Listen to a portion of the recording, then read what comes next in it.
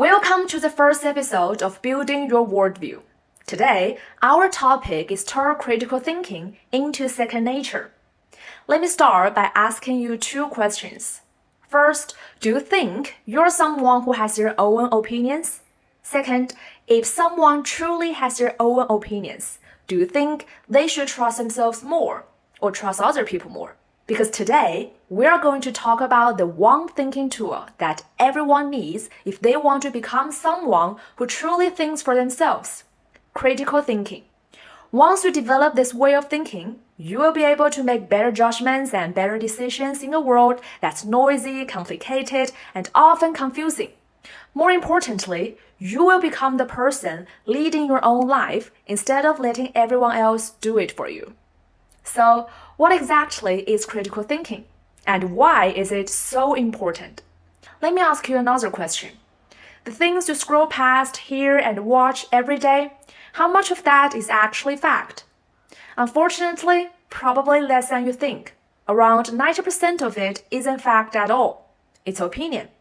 One person tells you that the secret to success is constantly trying new things. Another tells you that the secret is staying consistent and playing it safe. Neither of them is describing an objective fact. They are packaging their personal opinions as conclusions you're supposed to believe. So when we are surrounded by thousands of opinions every single day, many people simply don't know how to tell the difference. Someone says something, and they believe it. I call this the sponge mindset.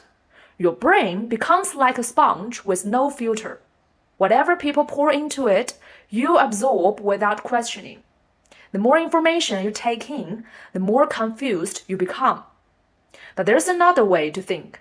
I call it the gold panning mindset. Imagine you're panning for gold in a river. Most of what you scoop up is just sand. The gold only appears after you've filtered everything else out. Information should work the same way. Every new idea has to pass through layers of questioning before it earns a place in your mind. Whenever you come across a new claim, ask yourself one simple question. Why should I believe this? That's the heart of critical thinking. Instead of blindly accepting every opinion or piece of information, you analyze it with a rational and systematic process before deciding whether it's worth believing. So, how do you analyze information? How do you filter it?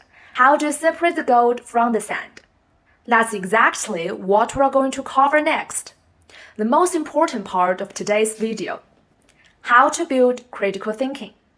There are countless books and academic frameworks on critical thinking, but today we are keeping it practical. I'm going to share the parts that are most useful in everyday life. I've simplified everything into 4 essential questions that you can ask whenever you come across new information. Each one builds on the last, and I will use plenty of real-life examples along the way so they are easy to understand. Okay, shall we start? Let's look at question 1. What is the statement actually trying to say? Whenever you come across a piece of information, what's the very first thing you should do before deciding whether to believe it? Find the conclusion. Until you know exactly what conclusion the speaker is trying to make, you can't evaluate whether it's true. Otherwise, all you're looking at is a pile of disconnected words. But there's something people often overlook. Is the conclusion actually clear? Or is it hiding behind vague language? A lot of times, we believe something too quickly because we assume the meaning is obvious. We think everyone understands this word the same way, right? Actually, no. Different people attach completely different meanings to the same word.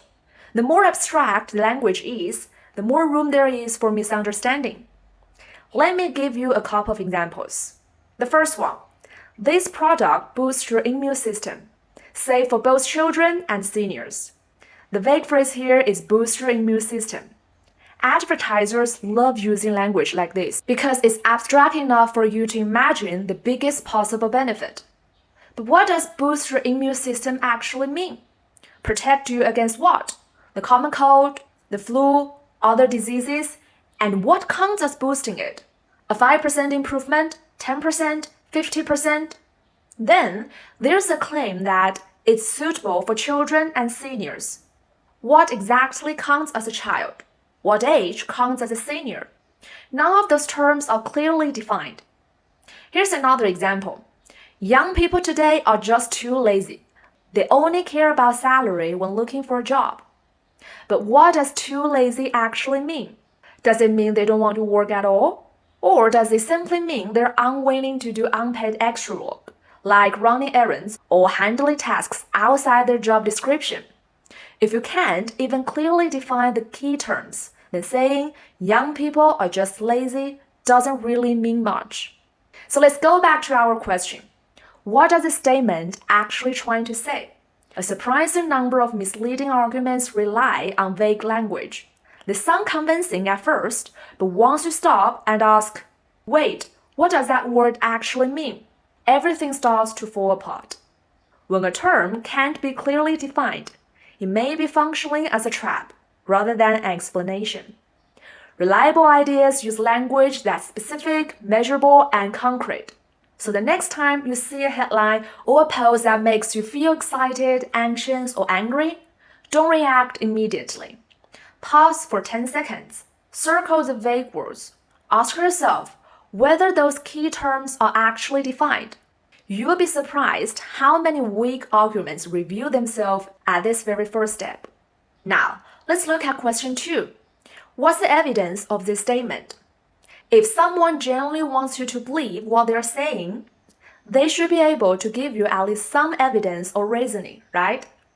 If all they have is an opinion with nothing to back it up, you can safely move on. But what if they do provide evidence? Does that automatically make them right? Not necessarily.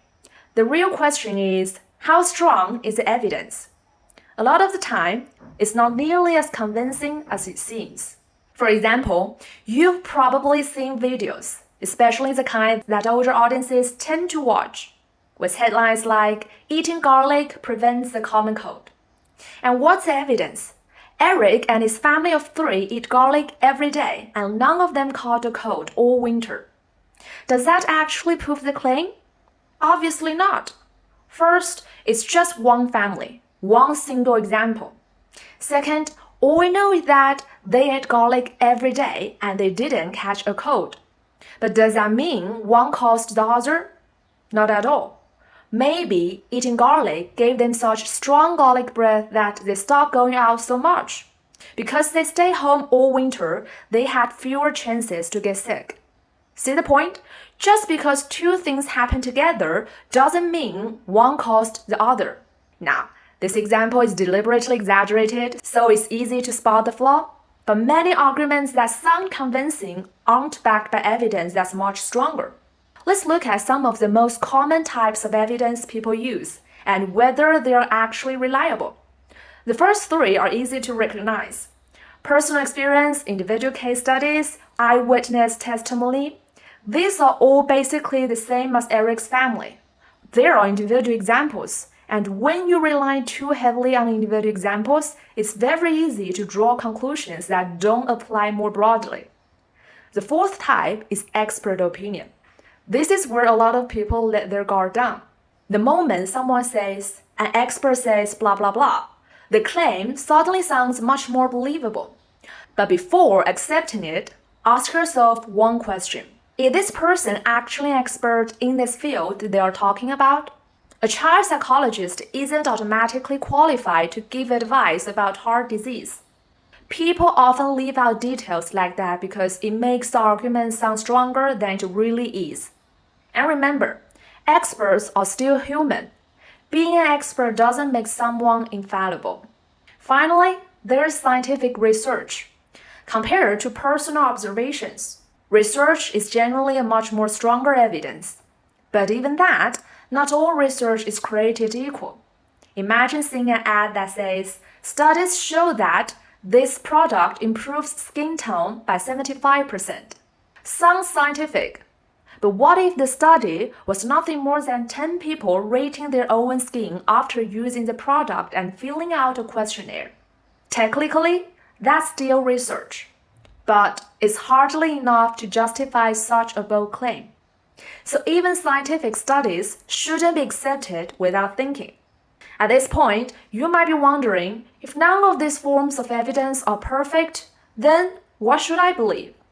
The answer is, nothing comes with perfect evidence, and that's exactly the point of critical thinking. Critical thinking isn't about finding flawless proof. It's about recognizing the strengths and weaknesses of the available evidence, weighing them carefully, and then making the best judgment you can. That's fundamentally different from believing something simply because someone told you to. So, now we've covered, first we need to understand a clear conclusion. Second, we need to evaluate the evidence. Can we finally accept the claim? Not yet. There's still one more important question we need to ask. Question 3. What is the statement leaving out? Every argument contains some form of bias, and the biggest source of bias comes from a person's values and the assumption they make about how the world works. Most of these assumptions are never stated directly. They are hidden, but they are also what allow the conclusion to make sense in the first place. The moment one of those hidden assumptions falls apart, the conclusion often falls apart with it. That's why, whenever you're analyzing an argument, you should always ask, what assumptions is this argument depending on? Generally speaking, there are two kinds of assumptions. The first is a value assumption. The second is a descriptive assumption. A value assumption is simply your priority system. What you believe matters more than something else. A descriptive assumption is everything else that has to be true for the conclusion to hold. Here's an example. Everyone should start creating content online because in the internet age, your personal brand is your best resume. Let's break it down. The conclusion is everyone should create content online. Immediately we run into a vague term. What exactly counts as creating content online? What's the definition?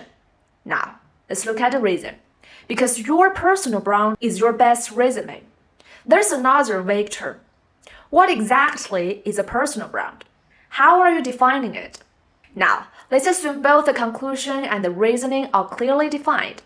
What assumptions have to be true for this argument to work? The first is a value assumption. It assumes that achievement is more important than leisure. Otherwise, why would I spend my free time building a content channel? Why not relax, travel, or enjoy life instead? Then, there are the descriptive assumptions. The first assumption is that if you start creating content, you will eventually build a personal brand. No matter who you are or what skills you have, success is simply expected. The second assumption is that creating content is the only or at least the best way to build a personal brand. Because if there are other effective ways to achieve the same goal, then creating content isn't the only logical choice. So every time you hear a claim, ask yourself one more question. What assumptions are hiding underneath it? If those assumptions match your own values, your situation, and your understanding of the reality, then the advice may be worth accepting. But if the entire argument depends on assumptions you don't agree with, or assumptions that simply don't apply to your life, you can confidently leave it behind. Finally, we are at question 4. Is the statement misled by faulty logic? A lot of people want their conclusion to sound convincing, so they will use reasoning that appears logical even when it isn't. Sometimes they leave out key steps. Sometimes they distract you. Sometimes they rely on tricks that make an argument feel valid without actually proving anything. If you want to become better at spotting these tricks, one of the best things you can do is learn about logical fallacies. There are dozens of them, but for today's introduction, let's focus on 5 of the most common ones. Number 1, ad hominem. This one is everywhere. Imagine person A says, I don't think blind dates are worth it. They waste both time and money. Person B replies this, of course you'd say that. You don't stand a chance in the dating market anyway. Notice what happened? They never responded to the argument. Instead, they attacked the person making it. That's an ad hominem fallacy. It's arguing against the speaker instead of the idea. Number 2, the slippery slope. This is when someone exaggerates a small event into a chain reaction of disasters. The assumption is that One mistake will inevitably lead to another, and then another, until everything falls apart. For example, imagine a teacher saying, if you don't pay attention in class today, you won't get into a good university. If you don't get into a good university, you won't find a good job. If you don't find a good job, your life is basically over. Think about how many assumptions are hidden in that chain. Every single step could fail to happen. But the goal isn't to make a logical argument. The goal is to scare you. So the next time you hear someone making dramatic "this leads to that, which leads to disaster" claims, pause and break the chain. Don't let exaggerated prediction replace careful reasoning. Number 3, the perfect solution fallacy. This happens when someone argues that if a solution isn't perfect, then it's not worth considering at all. For example, imagine someone says, I'm thinking about installing a security camera outside my house, just in case someone tries to break in. Another person replies this, if a thief really wants to rob your house, a camera won't stop them anyway. Well, that's true. A security camera can prevent every burglary. But can it reduce the risk? Can it discourage some thieves? Can it provide useful evidence if something does happen? Absolutely. Just because the solution isn't perfect doesn't mean it's useless. You shouldn't reject a good solution simply because it isn't a perfect one. Number 4, appeal to emotion. This one doesn't rely on evidence. It relies on feelings. Instead of giving you a convincing reason, it tries to manipulate your emotions into agreeing. Imagine an advertisement for an expensive perfume. Instead of explaining why the fragrance is unique or why the ingredients are exceptional, the ad says, if you're not willing to spend this much on yourself, then you don't really love yourself. Notice what's happening? The argument isn't based on facts. It's trying to make you feel guilty. That's an appeal to emotion. Number 5, false dilemma. This happens when someone presents only 2 options, even though many more exist. For example, a live stream host might say, this jacket costs about the same as one meal. Instead of spending the money on the meal and gaining weight, why not buy this jacket instead? At first, that sounds reasonable. But wait a second. What if I choose neither? What if I don't buy the jacket and I don't eat as well? The speaker is pretending there are only 2 choices when in reality there are countless others. That's a false dilemma. Now, let's quickly review the 4 questions we've covered. Question 1. What does the statement actually trying to say? Look for the conclusion. Ask whether it's expressed clearly or whether it's hiding behind vague language. Question 2. What's the evidence? Ask whether evidence exists, and more importantly, whether it's actually strong enough to support the conclusion. Question 3. What is the statement leaving out? Look for the hidden assumptions that the argument depends on. Question 4. Is the logic sound? Watch for logical fallacies that make weak arguments feel convincing. I hope these 4 questions eventually become your second nature. The goal is for them to turn into mental habits, questions your brain asks automatically every time you encounter a new idea. But before we finish, there's one more thing we should talk about. Even if you know these tools, there are still a few obstacles that can get into the way of critical thinking. The first is thinking too fast. Maybe you've had this thought before. Do I really need to analyze everything like this? I'm just scrolling through social media. Do I really need to put every piece of information through this entire process? It sounds exhausting. I asked myself the exact same question when I first started learning critical thinking, but here's the answer I eventually came to. No, you don't have to. You are completely free to accept every opinion without thinking. But if you choose the path, you also accept the risk of making poor decisions. You accept the risk of filling your mind with information that's irrelevant, misleading, or simply garbage. The second obstacle to thinking critically is stereotyping. In psychology, there's something called the halo effect. One side of it is that when we dislike one aspect of a person, we often end up disliking everything about them. We assume that every opinion they have must also be wrong. The opposite is true as well. If we admire someone, we often assume everything they say must be right. Neither reaction is rational. A wise person can still be wrong, and someone you normally disagree with can still say something worth learning from. Don't judge an argument by how much you like the person making it. Judge the argument itself. Finally, the biggest obstacle of all is being too attached to your own beliefs. Every one of us carries around deeply held convictions. That's why critical thinking shouldn't only be used on other people's ideas. It should also be turned inward. Ask yourself, are the beliefs I've always taken for granted actually true? Never close your mind. Never assume that something you've believed for years is automatically an eternal truth. Stay open, stay curious, keep questioning. When you make critical thinking a lifelong habit, your thinking never becomes rigid. It keeps evolving, it keeps growing, and little by little, so do you. I'm Yu.